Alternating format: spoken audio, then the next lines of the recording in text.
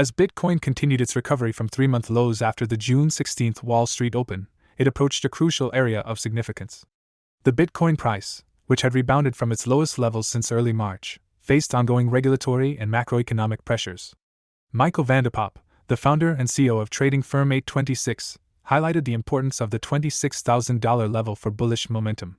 With a long weekend approaching, including the Juneteenth holiday in the United States, Vanderpop noted that breaking the crucial $26,000 mark could potentially lead to acceleration. He expressed his optimism, maintaining his long position even if the price reached the $24,400 downside area. Amidst the market developments, various popular traders had already focused their attention on the $24,400 to $24,500 range as an area of interest. In other news, in a recent Money Talks video, Michael Saylor discussed the benefits of Bitcoin to the financial system and offered insights on how to invest in it. He also shared his outlook and prediction for Bitcoin while acknowledging the ongoing actions taken by the SEC against the entire crypto market. As the Bitcoin price navigates these crucial levels and faces regulatory scrutiny, market participants closely monitor the developments to assess potential future market trends and opportunities. I don't think there's a worldwide attack on Bitcoin. I think that there's a worldwide regulatory crackdown on a lot of crypto ideas, like digital currency, a digital security, a digital exchange, and a digital token. But those are all related ideas, but they're not Bitcoin. If we take Bitcoin, which is the idea of a digital commodity, which is a store of value or digital property, that has been endorsed by 4 presidential candidates. Kennedy and DeSantis both have endorsed it. Yep. It has been endorsed by the head of the CFTC and the head of the SEC. It has been adopted. It has been acknowledged as a legitimate asset by the head of the European Central Bank and by the head of the Federal Reserve. And it has been acknowledged as an asset by the White House. So it has also been acknowledged by Fidelity and by BlackRock, right? The 2 largest money managers in the world. So if you're looking to the world to see, are they going to acknowledge Bitcoin as an asset class and as a legitimate crypto commodity? Well, I think you have your answer. There is no government in the world I'm aware of that's banning it.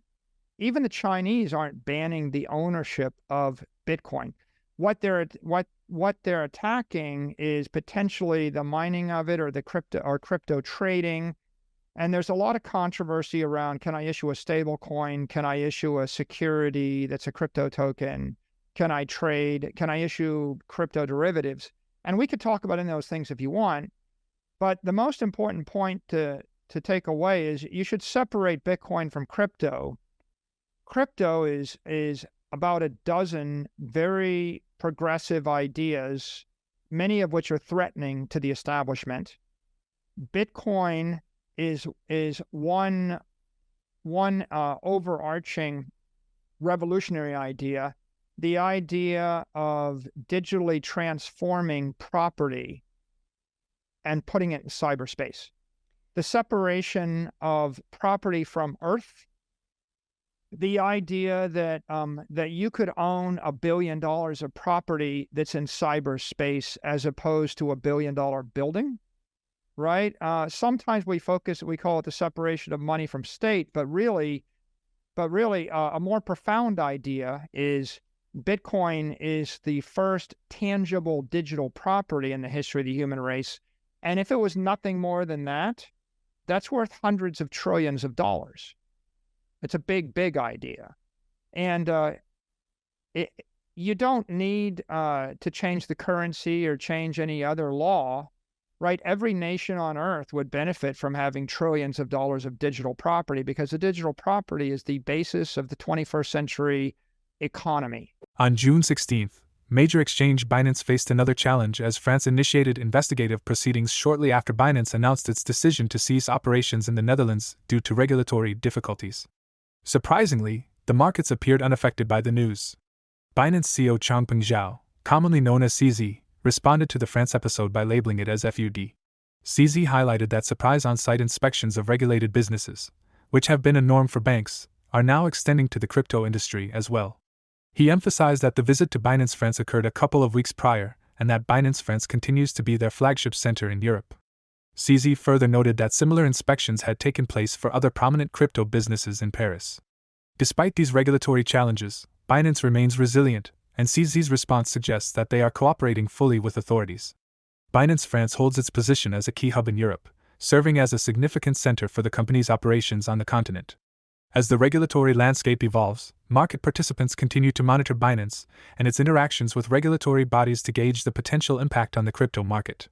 So the important point there is everybody needs a checking account and they need a savings account.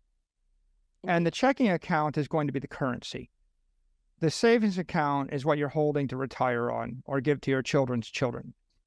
So Bitcoin doesn't need to replace the currency to be useful or successful.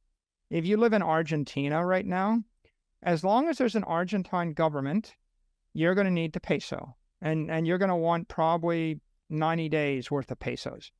Then you're probably going to want 3 years or 1 to 3 years worth of dollars, the world reserve currency. And then all the rest of your money, you're going to want to convert into property. And your choice is either to buy stationary property like a ranch or a building or a company, or to buy Bitcoin. And so you see, sometimes people, they think that somehow Bitcoin won't succeed unless it becomes a currency, but that's not true.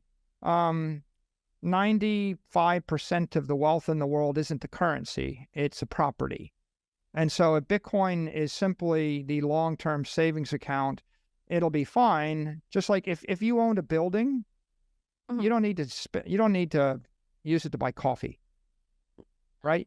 Like if I gave you a building, you would take it, and if I then said, well, it's not valuable because you can't buy coffee, whether you would say, silly, I'm keeping the building, and if I want to buy coffee, I'll take a loan against the building, I'll put that into a savings account, or I'll convert that into a checking account, and then I'll fund my credit card, right?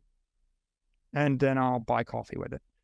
So ultimately, I think you should just keep them separate. As long as there are nation states, there will be currencies.